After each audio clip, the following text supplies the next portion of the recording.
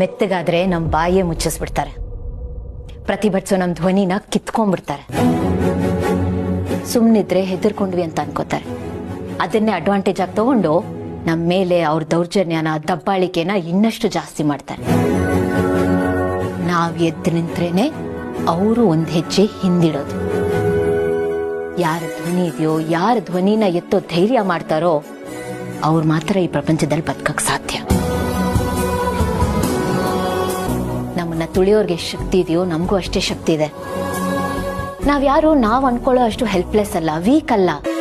ಮಗು ಹತ್ರನೇ ಮಾತ್ರ ಹಾಲು ಕೊಡೋದು, ಇಂಜೆಕ್ಷನ್ ಸೂಜಿ ಚುಚ್ಚಿದ್ರೇನೆ, ಕಹಿ ಮಾತ್ರೆ ಕೊಟ್ರೇನೆ ಕಾಯಿಲೆ ವಾಸಿ ಆಗೋದು ಅನ್ನೋ ಹಾಗೆ ನಮಗೇನ್ ಬೇಕೋ ಅದನ್ನ ನಾವೇ ಕೇಳಿ ಪಡ್ಕೊಬೇಕು. ಯಾರಿಗೆ ಯಾವ ಭಾಷೆ ಅರ್ಥ ಆಗುತ್ತೆ ಅದೇ ಭಾಷೆಯಲ್ಲಿ ಉತ್ತರ